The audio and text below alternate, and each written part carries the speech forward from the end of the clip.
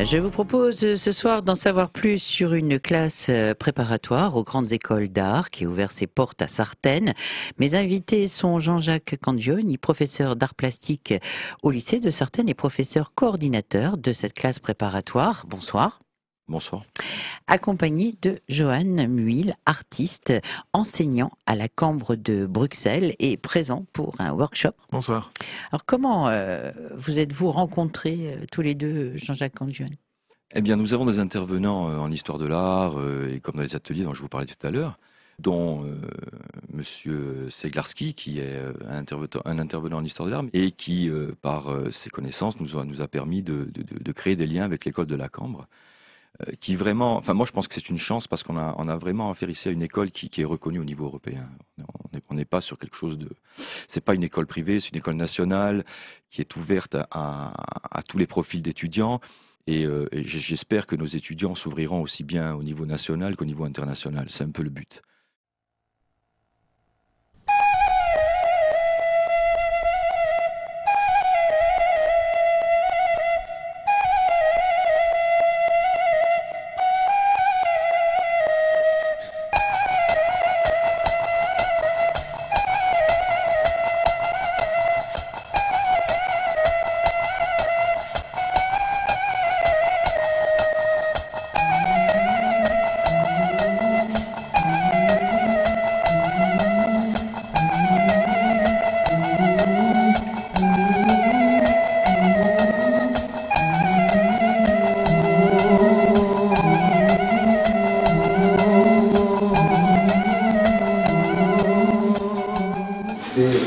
Cet objet là-bas avec les volutes en fait, on pense que ça représente plutôt un objet zoomorphe.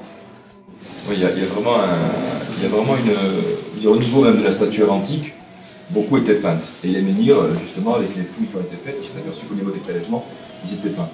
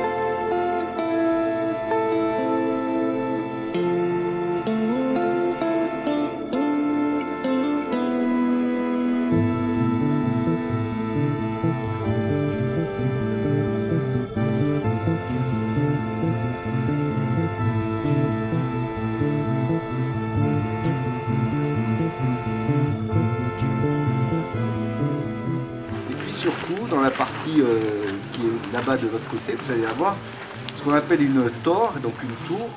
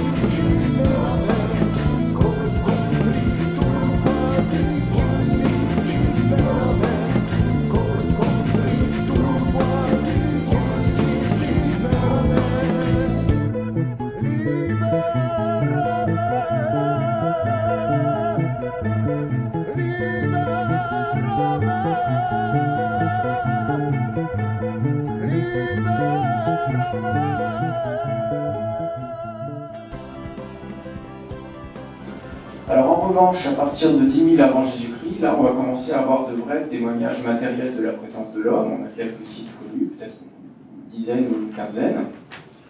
Et le mésolithique, donc il va commencer vers 10 000 avant. C'est un style culturel qui va toucher toute la Méditerranée occidentale. Et qu'on a appelé le style cardial, tout simplement parce que la poterie typique de... Comme le dragon, c'était aussi compris comme le grand serpent, le diable et le paganisme. Mais il y a les deux figures. Et donc Saint-Georges, il a servi aussi à christianiser ce type de site. Saint-Georges, Saint-Michel, Saint-Martin sur le corps. Il n'a jamais été déchiffré parce que maintenant il est érodé. Et donc on ne sait pas ce qu'il y a écrit dessus.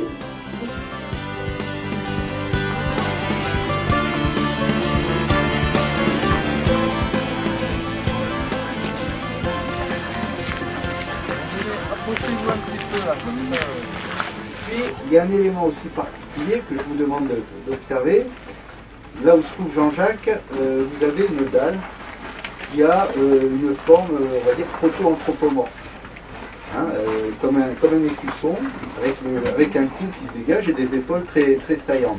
Ça, c'est vraiment une constante. Préoccupé, fréquenté, on ne sait pas s'il y a des cérémonies qui s'y passent, mais il y a une interruption de près de 2 millénaires. Et après cette interruption, donc au début de l'âge du bronze, on a un second groupe de menhirs qui va venir s'installer. Après, on pourra rentrer sur le site, on pourra regarder un peu plus en détail. Kaouria 2, Kaouria 4, et puis qui eux ont carrément, qui sont vraiment d'une forme anthropomorphe, hein, avec épée, avec bras, avec pagne. Alors les fouilles, elles ont montré, les fouilles plus récentes, elles ont montré qu'en fait tout ça, ce que n'avait pas vu Grosjean, tout ça, c'est sur une plateforme.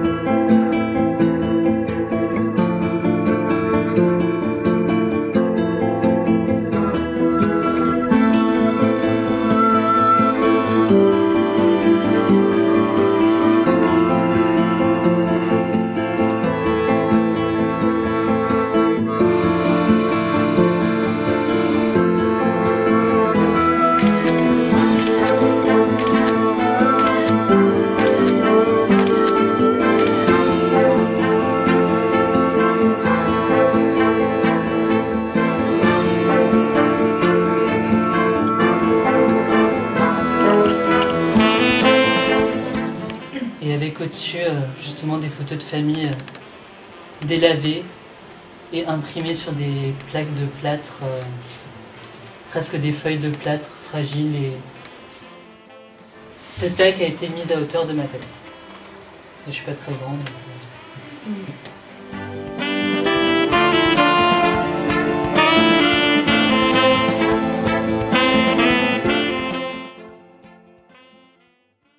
Donc là, les étudiants sont un peu sous la tutelle des grands, les miens qui sortent du baccalauréat, donc c'est une section post-bac. Donc il y a une espèce de tutorat qui s'est mis en place et surtout une effervescence et un travail sur le mégalithisme, donc sur la Corse. Et les élèves, à partir de là, ont dû créer et ont dû mettre en synergie leur connaissance du territoire, donc les nôtres, hein, ceux qui sont déjà sur la Corse, et partager ça avec les élèves de la Cambre. Et ça donne lieu vendredi à une exposition assez particulière d'art contemporain sur le thème de la sculpture. Alors, ils ont une part de liberté pour ces créations, pour cette exposition ? Complètement. Oui, bien entendu, c'est le principe. Il y avait un sujet, c'est plutôt c'est la rencontre avec les différents lieux, avec l'énergie qui se dégage des différents lieux, qui est vraiment à l'origine des différents travaux que l'on pourra voir dès ce vendredi à Sartène. c'est quelque chose d'étonnant qu'on n'a pas évidemment en Belgique. Et puis cette non seulement confrontation, mais aussi beaucoup d'échanges entre les uns et les autres. C'est une manière de se rendre compte finalement que le monde est divers et qu'il y a tout intérêt à aller le voir, le visiter. Et au-delà de ça aussi, travailler ensemble permet non seulement de confronter, mais de se rendre compte que la discussion, la conversation est quelque chose qui est essentiel et particulièrement en art. Tout ça demande beaucoup plus de curiosité et d'expérimentation.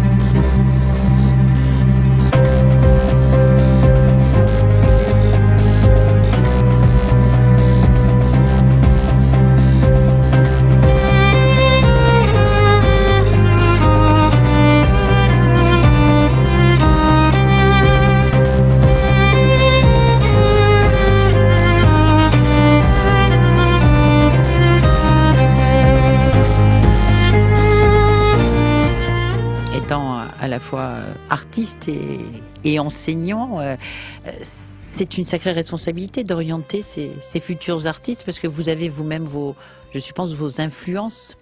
bien entendu. Mais je pense que, et Jean-Jacques ne me contredira pas, on n'a pas grand-chose à leur apprendre, si ce n'est à montrer les voies du travail, hein, et une certaine méthode de travail. Pour ce qui est du contenu, je pense que par génération, chaque génération construit son propre contenu. Et l'art est suffisamment permissif et donne des voies comme ça de liberté qu'il convient à chacun, à chaque génération d'explorer avec ses propres intérêts.